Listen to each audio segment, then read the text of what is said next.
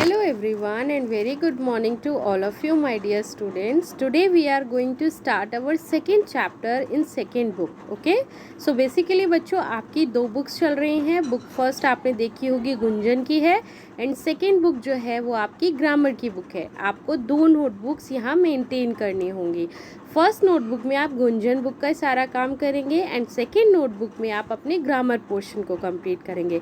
तो बच्चों ग्रामर की बुक में भी हमने अपना फर्स्ट चैप्टर यहाँ कंप्लीट कर लिया है एंड उससे रिलेटेड जो एक्सरसाइज हमने डिस्कस की है वो आप लोग अपनी फेयर नोटबुक में करेंगे. ओके बहुत ही neat and clean handwriting में डेट वाइज आप अपना काम कंप्लीट करिएगा.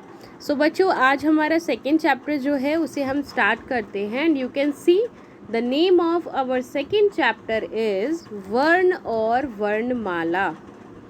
ये बच्चों हमने गुंजन बुक में भी डिस्कस किया था कौन कौन से वर्ण होते हैं, वर्णमाला किसे कहते हैं. आज उसके बारे में हम डिटेल में डिस्कस करते हैं. तो बच्चों हमने यहाँ पर देखा इन्हें हम लेटर्स और अल्फ़ाबेट्स भी कहते हैं. ठीक है, क्या कहते हैं? Letters and alphabets. तो इसके लिए बच्चों हम एक स्लोगन यहाँ पर देख सकते हैं. मुख से निकले जो आवाज़, भाषा का जो देती साथ, जिसे न कोई तोड़ पाता, वह अक्षर ही वर्ण कहलाता. तो बेसिकली हमने यहाँ पर क्या देखा कि वर्ण किसे कहते हैं? वह अक्षर जिसे हम तोड़ नहीं सकते.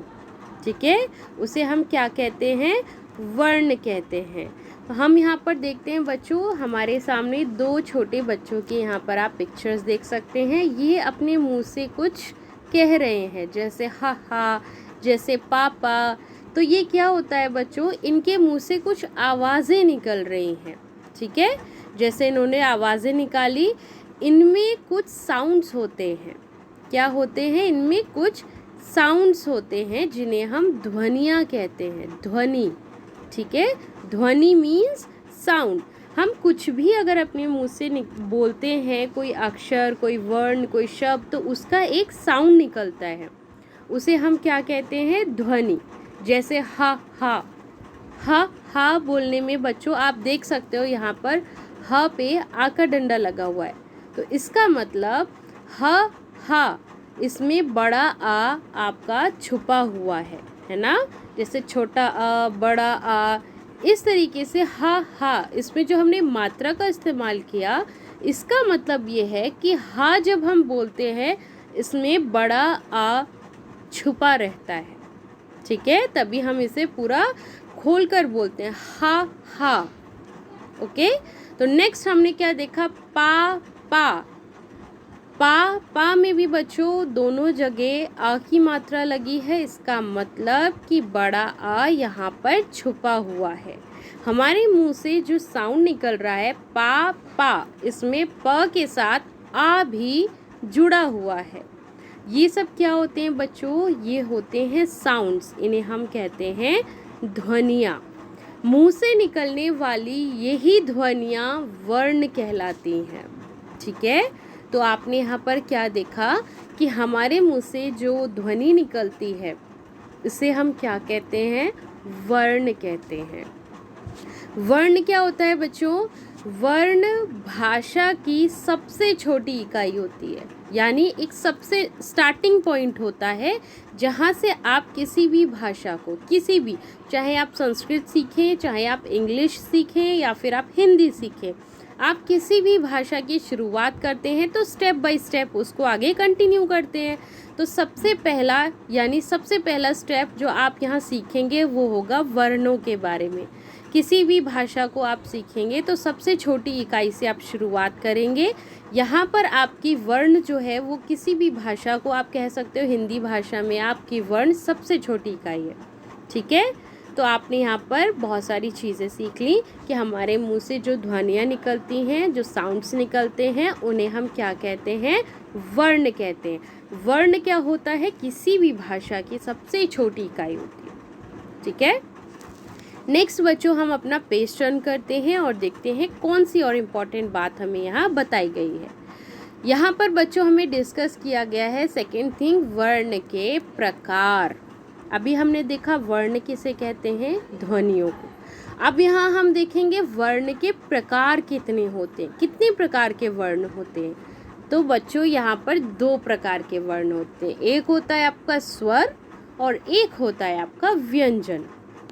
ठीक है, 2 प्रकार के वर्ण हमने यहाँ पर देखे, पहला होता है स्वर और सेकंड हमने देखा व्यंजन।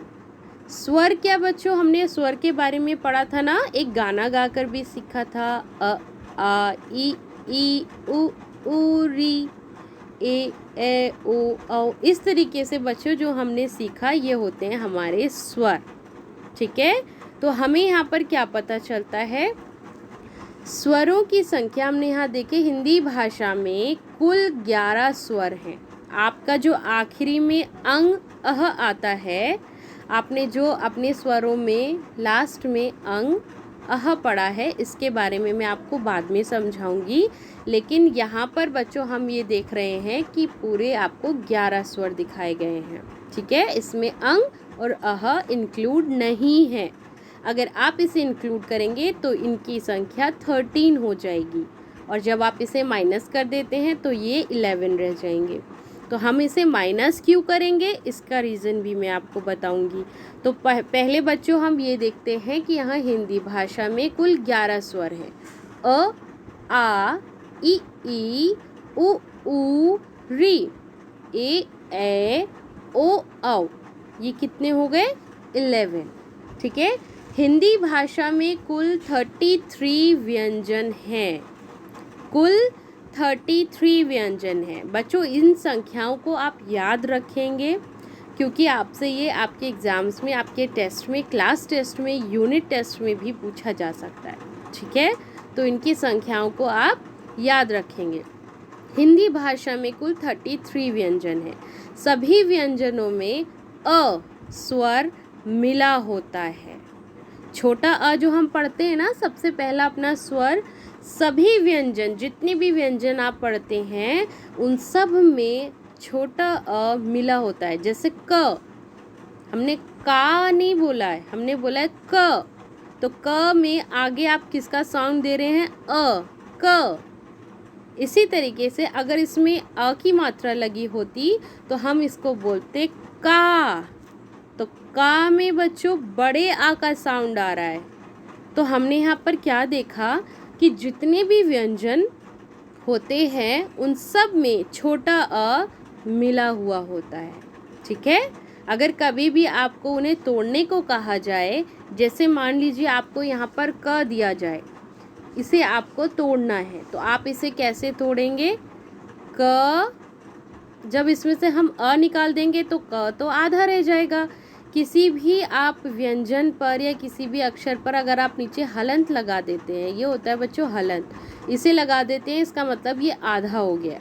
ठीक है, तो क प्लस अ, ये बन जाएगा आपका क। ठीक है, तो आपने यहाँ पर देखा कि छोटा अ हर व्यंजन के साथ मिला हुआ होता है।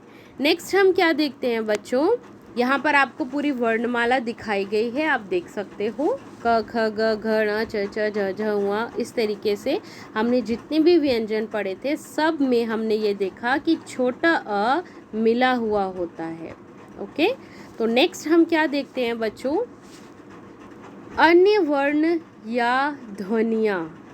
और अब कौन से वर्ण और ध्वनि, 33 व्यंजन होते हैं, 11 हमारे स्वर होते हैं, ये तो हमने डिस्कस कर लिया।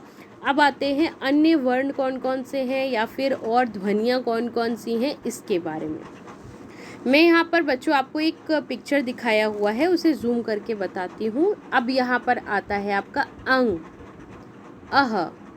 ठीक है, एक अ है जिसमें चंद्रमा की बिंदी है, एक अ है जिसमें आपका खाली अ का स्वर निकलता है, अ। ठीक है, तो आप यहाँ पर देख सकते हैं ये कुछ अन्य वर्ण भी हैं, हमने इसे अन्य वर्णों में लिखा है। जो आप अंग और अह बोलते हैं स्वरों में, इन्हें हमने अन्य वर्णों में लिखा हुआ है। नेक्स्ट हम यहाँ पर एक और फिगर देख रहे हैं जिसमें आपको बताया गया है क्ष, त्र, ज्ञ। ठीक है, इन्हें हमने व्यंजन के पूरे जो आप ग्रुप पढ़ते हैं उसका, उसमें से अलग लिखा है। ठीक है, अगर हम इन्हें जोड़ लेंगे तो इनकी संख्या 33 से अबव हो जाएगी। लेकिन बेसिकली हम क्या पढ़ रहे हैं, 33 हमारे मूल व्यंजन हम पढ़ रहे हैं और हमारे स्वर कितने हैं, 11। हमने अंग और अह को अलग कैटेगरी में रखा है। सेम कंडीशन यहाँ पर है, क्ष, क्ष, त्र, ज्ञ और श्रमिक वाला श्र, ये आपके अलग कैटेगरी में। ठीक है, आप यहाँ पर देख सकते हैं ज पे नीचे बिंदी लगी हुई है। जब हम किसी भी, आप कह सकते हो किसी भी व्यंजन पर या किसी भी आप अक्षर पर नीचे बिंदी लगाते हो तो उसका स्वर बोलना, आप जिस तरीके से उसे प्रोनाउंस करेंगे वो बदल जाएगा। मान लीजिए मैंने बिना बिंदी का अगर ज लिखा तो मैं इसे बोलूँगी ज, और अगर मैंने यहाँ पर नीचे बिंदी लगाई है तो मैं बोलूँगी ज। ठीक है, जैसे फ, एक होता है फ, फ से फल, और ये क्या हो जाएगा, फ। ठीक है बच्चों, तो थोड़ा सा डिफरेंस होता है बोलने में। आप देख सकते हैं जहाँ हम बिंदी लगाते हैं यहाँ पर छोटे से बिंदी, जो बिंदु हम यूज़ कर रहे हैं या फिर हम हलंत लगाते हैं, इन सब चीज़ों को बच्चों बहुत ही ध्यान से सीखना ज़रूरी है ताकि आगे हम अपनी मिस्टेक्स को बार बार रिपीट ना करें। ठीक है, तो ये यहाँ से हमारा बेस क्लियर होता है, इसलिए ये चीज़ें हमारे लिए बहुत इम्पॉर्टेंट है। हमने बच्चों अभी तक ये देखा था कि 13 जो है स्वर होते हैं और व्यंजनों की संख्या 52 होती है इस तरीके से, लेकिन अब हम इसे डिटेल में जब डिस्कस कर रहे हैं तो हमें ये पता चलता है स्वर हमारे 11 हैं, व्यंजन हमारे 33 हैं। उसके अलावा जो एडिशनल है, जैसे हम अंग पढ़ते हैं, अह पढ़ते हैं, क्ष, त्र, ज्ञ, ये सब चीज़ें आपके अन्य वर्ण हैं, अन्य ध्वनियाँ हैं। ठीक है, तो हम यहाँ पर बच्चों बहुत कुछ नई चीज़ों के बारे में जान पा रहे हैं। और नेक्स्ट हमें क्या पता चल जाता है कि वर्णों के क्रमबद्ध समूह को वर्णमाला कहते हैं। इस चैप्टर का नाम ही है वर्ण और वर्णमाला। वर्ण क्या होते हैं हमने डिस्कस किया।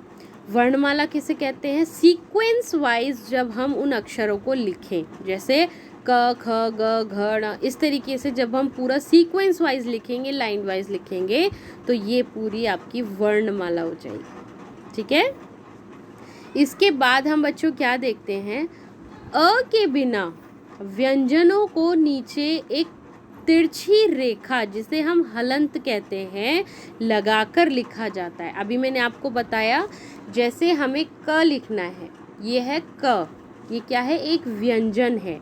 अगर हमें इसे बिना अ के लिखना है, क्योंकि मैंने बताया कि हर व्यंजन के साथ अ जुड़ा हुआ होता है, अगर हम इसे बिना व्यंजन के लिखेंगे तो हम इसे क के नीचे एक तिरछी रेखा खींचेंगे जिसे हम हलंत कहते हैं। ठीक है, इसे हम क्या कहते हैं, हलंत। इसका मतलब इस का को हमने आधा कर दिया है। अब जब ये का आधा हो गया है तो आधा क्या बचा, अ। ठीक है, क के साथ अ जुड़ा हुआ है। अगर हम इन दोनों को डिवाइड करते हैं तो आपके क के नीचे हलंत लगाना ज़रूरी होगा। ये एक इम्पॉर्टेंट पॉइंट है, इसे आप याद रखेंगे। तो बच्चों इस तरीके से हमने ये देखा कि मुंह से निकलने वाली ध्वनियाँ ही वर्ण कहलाती हैं। सेकंड हमने ये चीज़ सीखी, वर्ण भाषा की सबसे छोटी इकाई होती है। ठीक है, अगर हम इंग्लिश भाषा भी सीखना चाहते हैं, एक लैंग्वेज सीखना चाहते हैं, तो हम कहाँ से स्टार्ट करते हैं बच्चों, A B C D, ये क्या होते हैं, अल्फ़ाबेट्स होते हैं। सेम आपका हिंदी भाषा में भी है। तो आप किसी भी भाषा को स्टार्ट करेंगे, सबसे छोटी इकाई आपको क्या मिलेगी, वर्ण। ठीक है, लेटर्स या अल्फ़ाबेट आप कह सकते हो। नेक्स्ट हमने क्या देखा, वर्ण दो प्रकार के होते हैं। पहला आपका होता है स्वर और दूसरा आपका होता है व्यंजन। वर्णों के क्रमबद्ध समूह को, सीक्वेंस वाइज जो हम लिख रहे हैं, उसको हम क्या कहते हैं, वर्णमाला। ठीक है, इस तरीके से बच्चों आप देख सकते हैं कि इस चैप्टर में हमने बहुत कुछ डिस्कस किया। अब हम इस चैप्टर से रिलेटेड एक्सरसाइज को डिस्कस करेंगे। ओके, ये एक्सरसाइज बच्चों आप अपनी बुक में कर सकते हैं, लेकिन जो नोटबुक में करने वाला काम होगा वो आपको बता दिया जाएगा। फर्स्ट हम देखेंगे यहाँ पर क्या देख रहे हैं बच्चों, स्वर कैटरपिलर को पूरा करो। या आपके सामने क्या एक ड्रॉ किया गया है, कैटरपिलर, इसमें आपको स्वर लिखने हैं। जैसे मैं आपको ये जूम करके दिखाती हूँ, यस, अब आपको यहाँ पर अच्छे से दिख रहा होगा। ये बच्चों आपके सामने कैटरपिलर बना हुआ है, इसे में हमें स्वर लिखने हैं। आपके सामने पहला ब्लैंक खाली छोड़ दिया गया है और सेकंड में भरा गया है बड़ा आ। तो अ से पहले क्या आता है? छोटा अ। आप इन्हें यहाँ फिल करेंगे, छोटा अ, बड़ा अ, छोटी ई, फिर आएगा बड़ी ई। इस तरीके से इस पूरे कैटरपिलर को आप स्वर लिख करके फिल करेंगे। छोटा अ, बड़ा अ तक लिखा गया है बच्चों, इसमें इसका मतलब 11 स्वरों की बात हो रही है और आप छोटे अ से स्टार्ट करके अ तक फिल करेंगे। नेक्स्ट बच्चों आपको एक्सरसाइज यहाँ पर दिखाई गई है, व्यंजन सीढ़ियाँ पूरी करो। ये कौन सी सीढ़ियाँ हैं? व्यंजन की। क वर्ग अलग है, ट वर्ग, त वर्ग, ठ वर्ग, इस तरीके से आप यहाँ पर देख रहे हैं कि आपके सामने कई सारे वर्ग बना दिए गए हैं, इन्हें आपको पूरा करना है। क वर्ग में आप क्या लिखेंगे? क के बाद क्या आता है? ख। क, ख, ग, घ, न, ठीक है। ट, ठ, ड, ढ, न, इस तरीके से आप इन पूरे वर्गों को पूरा करेंगे। अगर आपको हेल्प चाहिए तो आप अपनी बुक से वर्णमाला देख सकते हैं, वरना अभी तक बच्चों आई थिंक कि आपको वर्णमाला बहुत अच्छे से याद रही होगी। तो आप ये ख वर्ग कंप्लीट करेंगे, ट वर्ग, त वर्ग, प वर्ग, प, फ, ब, भ, म, इस तरीके से, ठीक है। त, थ, द, ध, न, आप इसे कंप्लीट करेंगे। नेक्स्ट आता है बच्चों आपका, नीचे दिए गए चित्रों के नाम जिन वर्णों से शुरू होते हैं उन्हें खाली स्थान में लिखना है। अब यहाँ पर आपके सामने बड़ा अ दिया हुआ है। क्या दिया है? बड़ा आ। तो अ से क्या होता है बच्चों? आम। अब सेकंड आपको कौन सा यहाँ पर दिखाया गया है पिक्चर? खरगोश। तो खरगोश किससे शुरू होता है बच्चों? ख से। यस, तो यहाँ पर हम क्या लिख लेंगे? ख। इसके बाद आप क्या देख सकते हो बच्चों, यहाँ पर आपके सामने क्या बना है? एक पत्ता। पत्ता कह सकते हो आप इसे, पीपल का पत्ता। तो इसे हम किस चीज़ से लिखेंगे? प। आप यहाँ पर क्या बनाएंगे? प। यहाँ पर बनाएंगे ख। नेक्स्ट आता है बच्चों आपके सामने बतख। बतख किससे शुरू होता है? ब। आपको जिस भी अक्षर, जिस भी शब्द से ये पिक्चर शुरू हो रहा है उसका पहला अक्षर आपको लिखना है, ठीक है। नेक्स्ट हम क्या देख रहे हैं बच्चों, हमारे सामने यहाँ पर बनाया गया है मछली। तो यहाँ हम क्या लिखेंगे? म, मछली। फिर आता है चश्मा, च। नेक्स्ट आता है बच्चों आपके सामने कंप्यूटर। ये कंप्यूटर है तो आप इसे क्या लिख सकते हैं? क। क पे अंक की बिंदी, कम। कंप्यूटर। बच्चों ये जो बिंदी हम लगाते हैं ये आधा म का साउंड देती है। किसका? आधा म। हम कंप्यूटर ऐसे भी लिख सकते हैं, कम प्यूटर।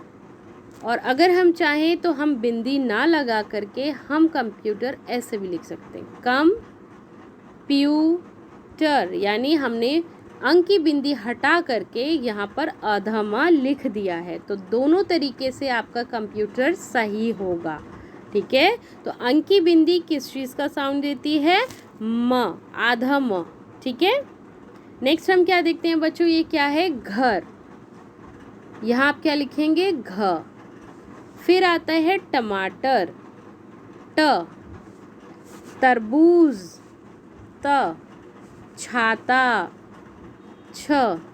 नल, न। इस तरीके से आप यहाँ पहला वर्ण लिखेंगे और अपनी इस एक्सरसाइज को कंप्लीट करेंगे। तो बच्चों आपने देखा इस चैप्टर में हमने कितनी नई नई चीज़ें सीखी और कितनी इंटरेस्टिंग वे में सीखी।